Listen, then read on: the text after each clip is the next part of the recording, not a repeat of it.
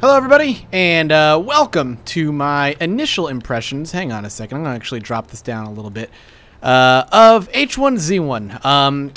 Yeah, this is not going to be an under the hood. This is not going to be a, what do you call it, Judge Mathis. This is just going to be something a little different, and the reason for that is I still don't feel like I've put in enough time in the game to really kind of give a very solid, this is great, this is bad. What I do feel like is in the 5 or 6 hours I've put into the game so far, I have enough to discuss what the launch has been like and what my very early impressions of the game are up to this point. I'm just going to be kind of playing around in the background. Don't worry, I am actually playing while I'm talking, so if something exciting happens, I will end up getting distracted and stop discussing things. But I do want to discuss a little bit about the game because I can't help but feel just a little bit disappointed so far with the launch of the game, and there's a number of reasons for that. One of them is I was really excited for the game, and I should know by now, don't get hyped up about games and stuff, but what I had played at PAX Prime and what I was hearing, sorry, the fire sounded like footsteps, what I was hearing from the developers and so on, really got me excited. And to be honest with you, the gameplay elements that excited me when I tried the game at PAX Prime are still here. What I liked about it is still part of the game. It's just Sony's constant reputation to just fuck up some of the simplest things kind of precedes them. It continues as it is. Sony maintains their reputation for being kind of an obnoxious, really difficult to work with company sometimes, coming as a player and as a consumer and as a YouTuber. So let's talk about why that is. Well, first and foremost, I think it's really important to discuss what people's people are up in arms about. The big reason people are bitching, and why I think it's a little early, but rightfully, to get upset about it. And that is the what is effectively pay to win. So the game and the developers have said from the beginning, the game will not be pay to win. The game will not be pay to win. You will not be able to purchase guns, ammo, food, water, all that stuff. It will be mostly cosmetics. You can go back, oh nice, some food. You can go back and read, watch interviews. You can read Reddit posts about how they will not be going the pay to win route. And you know, that really excited me because that's what killed the War Z, in my opinion. One of the many things, I should say, that was one of the many things that killed the War Z, in my opinion. It was very pay to win. You could purchase anything you wanted from guns to ammo, and it really brought the game down. It was not an exciting thing for me. And again, the game was buggy, of course, and it was broken promises and stuff. But you know, that was one of the many problematic things with the game. Let's go ahead and actually fight this guy. The combat's actually pretty decent when it's not lagging, which, to be honest with you, hasn't been very laggy recently. We should just be able to beat him down. I don't know, sometimes it actually just says he hits you even when he's not doing anything. There we go. I don't think I can actually loot him. I am having some minor bleeding, so let's actually open our inventory, unpack our gauze real quick, and actually slap on one of the gauze. But yeah, they constantly talked about how you couldn't actually do pay to win. Lo and behold, as the game came closer and closer to launch, pay to win aspects were introduced. Most notably, and one of the only thing is the purchasable airdrops. If we actually take a look in my inventory, you can see airdrop tickets and crate stuff. That's not a big deal. It's the airdrop tickets that are bad. You can spend $5 and buy an airdrop ticket. Now, the idea behind the airdrop ticket is I could spend an airdrop ticket, and then on the map, supposedly randomly or somewhere within a very large random vicinity of me, a plane will fly in. It will be loud, it will be slow, it will come with a pack of zombies, and it should have green smoke spewing from it, will fly across the map and cause a ruckus, and it will drop a crate full of supplies. The problem is those supplies contain guns, ammo, food, and water. A random assortment of it every single time. Of course, it's not the same exact thing every time you do it, but it's still there. So I am legitimately spending money on buying weapons, ammo, and all kinds of goods when the game is supposed to be against that. Now, again, I get the idea behind it, right? The idea behind it is allowing the player, or creating a server-wide event. Players should see and hear the plane, they should follow it, and then they should fight for the supplies as time goes on, or as the supplies hit, and it could cause, you could purchase the event and not get a single thing from it. The idea is you should actually be doing it to create a server event and have some fun, not buying yourself power or anything. The problem is you're still spending money on supplies. Whether you get it or whether somebody else gets it, you're still spending money on buying what is essentially power. You're buying weapons, you're buying guns, you're buying these things that are very hard, mind you, very, very hard in the game to come across. What the fuck? All right. Very, very hard to come across in the game. I've actually found a decent amount of guns. I found no ammo, and I'm constantly struggling finding food and water. And you can just kind of drop that into the server. And that goes against everything, every bone in my body. As a game that's going to be free to play, I understand the need to make money. I understand the need to fund your game outside of, the initial purchase of the beta. For those who are not going to buy it on beta, who will only play it when it is free to play, I get that. I understand that.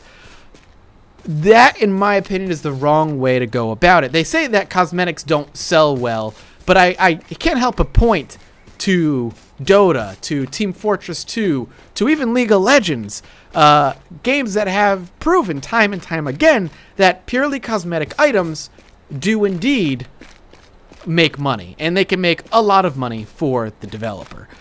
And it hurts me to see this pay-to-win aspect in a game that I otherwise actually feel has a lot of promise, and we're going to be talking about the bonuses here momentarily. Of course, any imbalances or glitches or brokenness in the game is expected. To be honest with you, this is working really well now when it wasn't working really well on launch. We're gonna tackle that issue next. But the pay-to-win aspect is so blatant, it's so in your face, and they do say they're gonna be tweaking the airdrops and fixing them and making them something better, and a lot less pay-to-win aspect, as they've actually straight up said they're going to try to make it a lot less pay to win. Again, it is early access, so what we're seeing now could be something the game we see now could be a game we will not be seeing in the future. It could be very, very different. But it still pains me to have these airdrops. I don't like it. I think it's unnecessary, and I think it is something that could be done away with. It is a problem. They've already tweaked how the paid airdrops work, making them a lot less powerful, making them drop in a much more random location, this, that, and the other, but it's still not good enough. I think it needs to be gotten rid of. If you want to do airdrops and stuff, I think it's cool. I do think airdrops work well. I mean, Rust does it really well. And I've personally mused a little bit about how you could do it.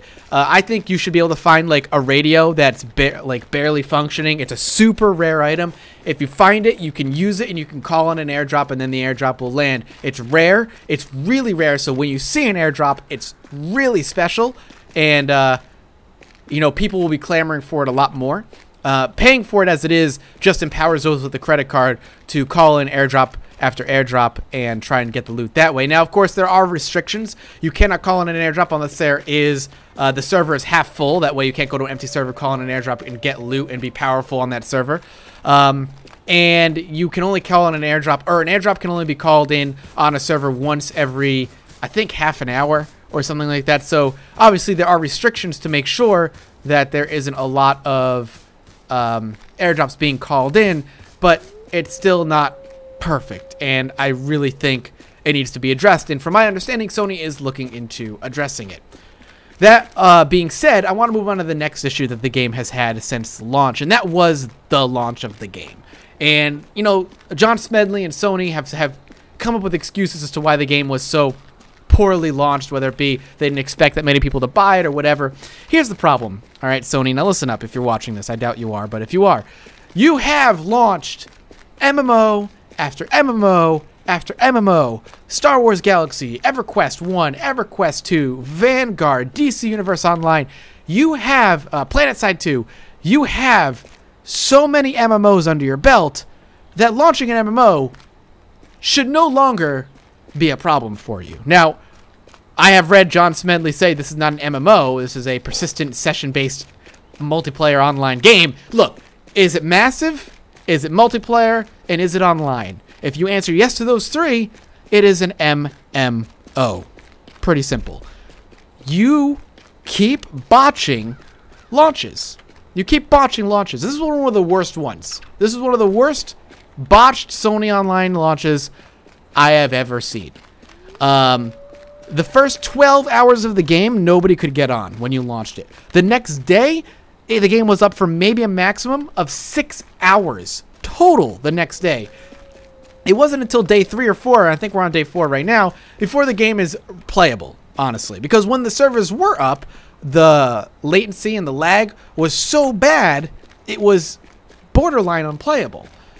And, you know, if it was a company that I had never launched an MMO before or whatever, I would have, you know, be like, okay, you know what? Their first time, it sucks. They should get their shit together. Hopefully they'll, you know, compensate players for their time or whatever. But this is Sony Online Entertainment. They have done this MMO online gaming thing for so many years. There is no excuse for the utter disaster that was the launch of H1Z1. It was a disaster. Now, I'm going to give them credit where credit is due. Because of the terrible launch, because of the pay-to-win aspects, there's such an uproar. They offered refunds until yesterday to players who bought it and didn't like how the pay-to-win aspect worked. And from my understanding and from, you know, Sony's statistics, apparently not a lot of people actually cashed in on that refund. But props to them, they gave the players refunds, no questions asked, and that's really good. And I think that's was a much-needed kind of olive branch to the players who were so pissed about the pay-to-win aspects of the game. And I'm going to call it pay-to-win because it's pay-to-win. But still, that's good that they did that. I do appreciate that, and that's good. Now, the bad stuff's out of the way. And it's about a 10-minute rant of the things I didn't like, and honestly, there is a lot there. No excuse for their bad launch, and honestly, the pay-to-win aspects are bullshit. Moving on beyond that and looking at the game as it is, as it stands, as an early access title, and the features that are within the game, the gameplay mechanics, the world, the atmosphere, the audio, let's discuss that separately. Let's talk about that. And to be honest with you, I'm going to be saying a lot of good things. I'm a man who has played DayZ. I'm a man who has played WarZ. I'm a man who has played The Dead Linger. I'm a man who has played many, many, many, many zombie survival games, both single and multiplayer. And I'm going to be honest with you, I'm not a huge fan of the DayZ. The standalone, there's a player up there. Let's actually be careful here. I am playing on a PvP server. That's a zombie. I lied. Zombie does chase wildlife. We'll talk about that in a little bit. But I've played a lot of these games. So I look for very particular things. Playability, you know, atmosphere. I'm a huge fan of immersion, this, that, and the other. And what we have here in H1Z1 and in its current state, though obviously pretty bare bones and pretty basic, is fun, surprisingly. It is running on the PlanetSide 2 engine, so it's not the prettiest game, but it has the capabilities of rendering large distances effectively and combat effectively. There's actually some houses over here, so let's go over here. And that's actually needed. Now, like I was saying, I'm not a huge fan of DayZ. I appreciate what it's done, the genre that it's kind of helped create, but I don't like it. I wasn't a huge fan of the mod, and I stand to not like the standalone for a lot of reasons. It's a very clunky engine, let's be honest. The Arma engine is not really friendly. It's incredibly poorly optimized. And though I appreciate the realism in the DayZ standalone, it's just not my cup of tea. I like the military realism, and I do like that a lot. But when I'm playing a zombie survival game, I don't want to feel like I'm playing a military simulator. I want to feel like kind of an average Joe who's trying to make his way in this shithole of a world. DayZ doesn't really do that. You're kind of a soldier in this shithole of a world. And, you know, again, it's its own thing, and I appreciate what it's done. I just don't like it. The WarZ, I'm not going to lie, I was very excited about the WarZ initially. I'm going to take that. But obviously it was a disaster. But H1Z1, its gameplay is really nice. And I think I attribute a lot of that to the PlanetSide 2 engine. It runs smoothly, constantly. Even on Ultra, over 60 frames a second. The only reason it's not doing it... Well, it's doing it now because I lowered it to medium. But the only reason it's not doing it when I record is because Fraps is a resource hog. And I should learn to not use Fraps, but I do use Fraps quite a lot. And one of the big things that really draws me to the game, too, is... Hopefully it'll chase that rabbit. Is the world. They did a really good job building... Yeah, he got distracted by the rabbit. That's great. They did a really good job building this world. The dynamic lighting is absolutely fantastic. I had no space for that. The dynamic lighting is absolutely fantastic, which I'm sure you're seeing me, as I use my flashlight, constantly be doing. I'm actually going to eat this and then take that can. Yeah, let's take it. The dynamic lighting is great. The audio is absolutely fantastic. Every once in a while, some subtle music will kick up, and it's really, really good. It really captures kind of like where you are and what's going on. I really, really enjoy it. I think it's excellent. I will say the zombie spawning right now is a little bit weird. Now it's okay. Apparently some run, some don't. The way the zombie spawning works seems to work like the DayZ mod, in that the player, the longer he is alive and the more things he do, the more heat he generates. The more heat he generates, the more zombies will spawn around him. So you can kind of tell if there's a player around if there's a ton of zombies around. So if there are a lot of zombies kind of in the area, you can assume that there's got to be a player relatively close by. Now, when you go into the city, there's automatically more zombies there, but you can kind of get a feel for if there's a player around just by looking. Man, he is fucking fast. But you can kind of get an idea if there's a player around just by looking at zombies. Also, the combat with zombies definitely needs a little bit of work. Like, they're hitting me from a super far distance away because the game has decided that the zombies have hit me. A little bit frustrating. There's no doubt about that. But it is what it is, man. These guys are just on my ass. I'm going to see if I can lose them. I don't think I can. They might be a little too fast. I kind of hope there's a deer up ahead. See, like that. That's some desync issues and some annoying, like, just lag issues in the game. I don't know if they can come to the other side. Yeah, they can. They can't. They have to actually run all the way around. One day they'll be able to jump like real boys. But we're good. We put this barrier behind them, between us, and we're doing all right. But yeah, the world is really good, and I want to elaborate a little bit more on that. The wildlife in the game is limited to bears, wolves, and deer, as far as I've seen, and rabbits. And the zombies are interested in actually the wildlife. They will go after wildlife. They will attack wildlife. Wildlife will attack one another, and it really helps create the sense of a living world, which is awesome. All the buildings are enterable, and unlike DayZ, it doesn't cause any lag to have like big buildings. There are apartment buildings and so on. Each building looks like it's been lived in. It's been torn apart, and it's been empty for a very long time, and I appreciate that. It's got a very, what do you call it? The Walking Dead feel, which is great.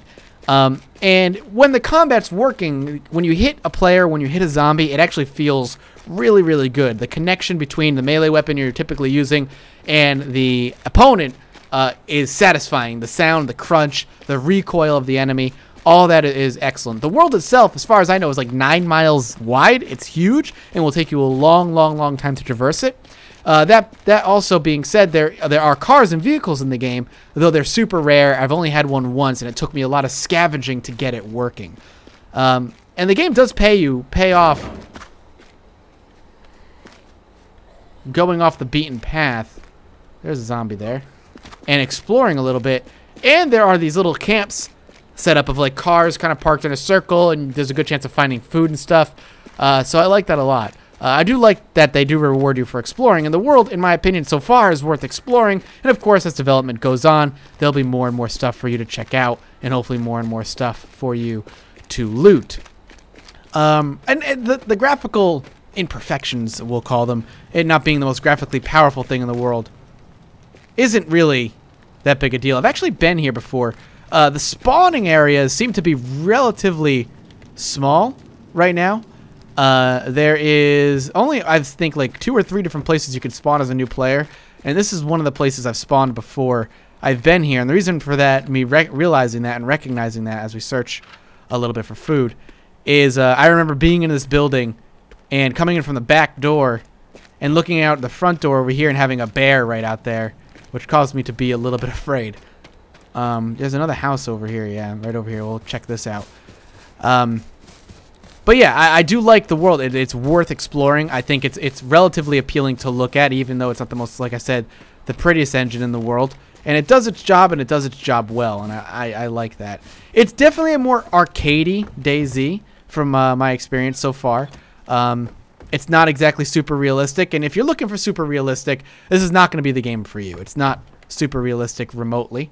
But there are aspects of realism. You do have to, if you take a look at the bottom right, you do have to manage your hydration, your stamina, your energy, and your health. You can start bleeding, and I think they're going to have a little bit more of a slightly more detailed damage system as time goes on. But don't expect it to be like, you know, Project Zomboid or any super survival sim where you have to like mend broken bones and stuff like that. I just don't think that's the vibe that they're going for. They're going for a little bit more of an accessible situation like that. I'm having a lot of fun with it. I really am. When I have time to play, like I said, I've put about 5 or 6 hours into it so far. Playing with friends, playing on stream for most of it. So if you missed it, you know, I will probably end up streaming this more in the future.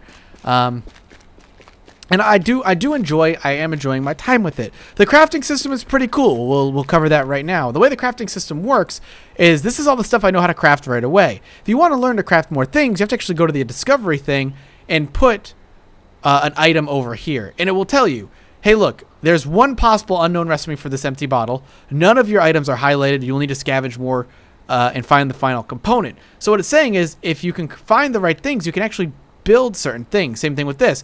There are 2 recipes to find with this one. If we find the right things and we can put them in here, we can discover what that recipe is and it'll pop up in our crafting thing. It's kind of similar to the way Rust works, and you're going to realize this is very similar to like a mix of Rust and War Z, but better than both in my opinion.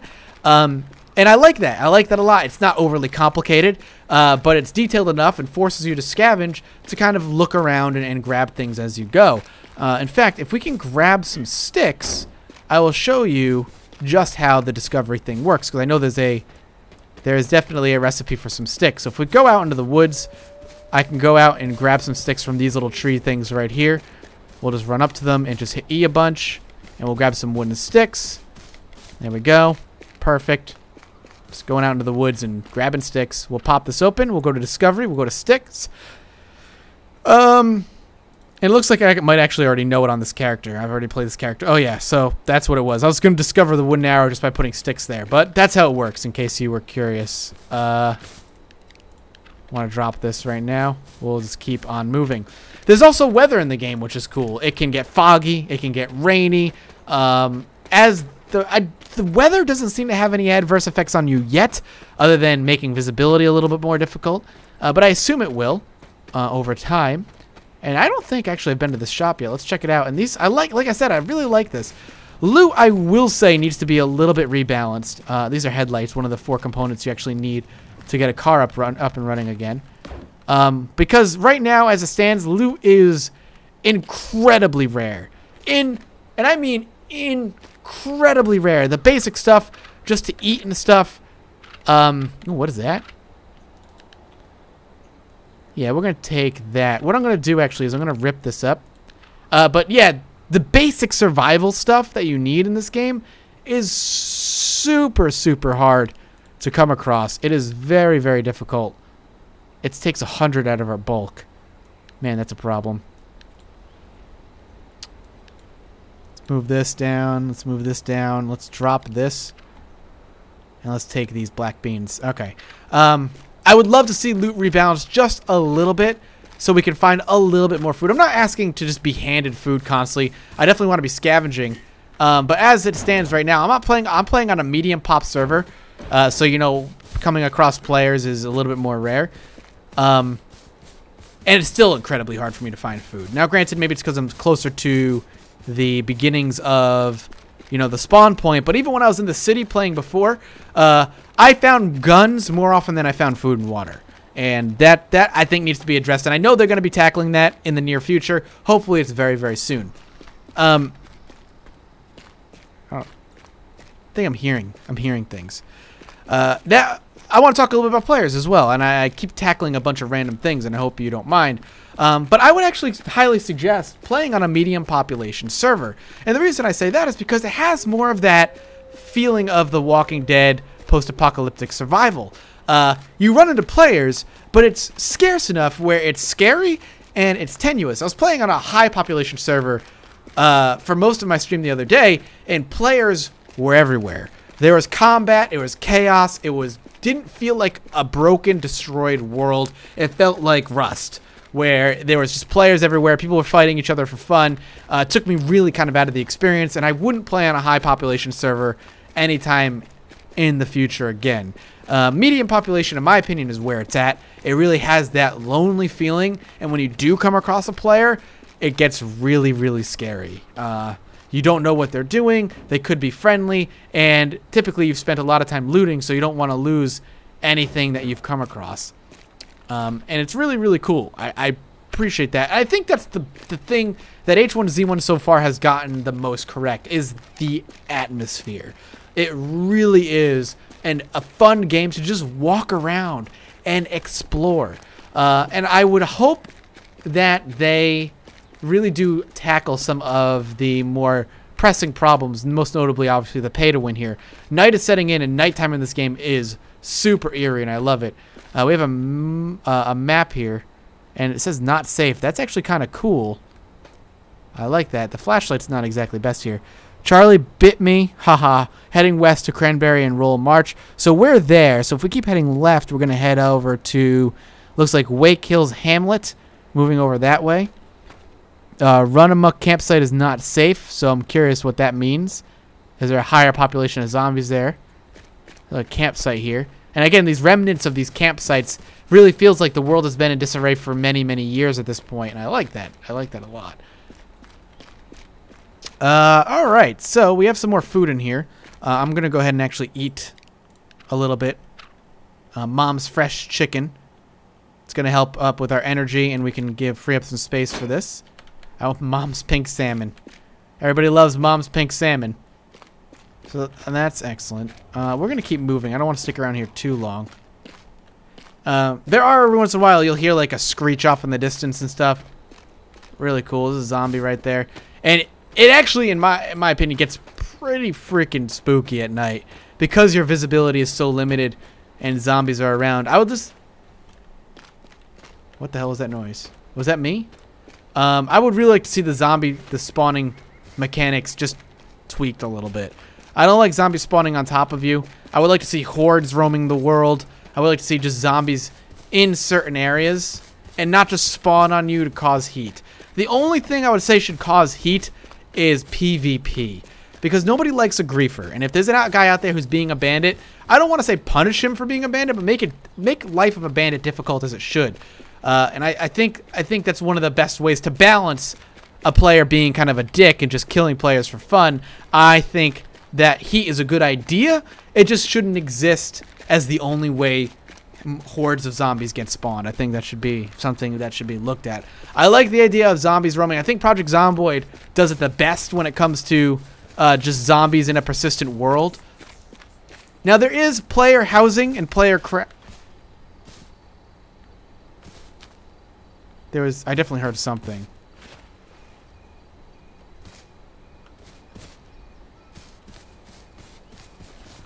I don't know. Whoa.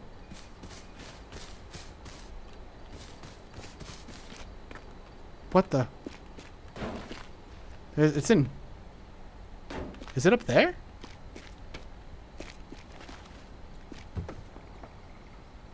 Okay, as I was saying, things got really weird there. There's definitely something being banged on. There is... Yeah, something's glitching, maybe? There is player housing, and player crafting, and boarding up and stuff. So if you find an abandoned house that you really like, you can actually go ahead and craft boards and board up the windows and board up the doors and stuff. As you can see, there's actually player crafting as well. This is actually a player shack that somebody has actually created. And man, he's got some stuff in here. I don't know what that noise is. I'm gonna kind of get in here and steal some stuff, I think, and then leave.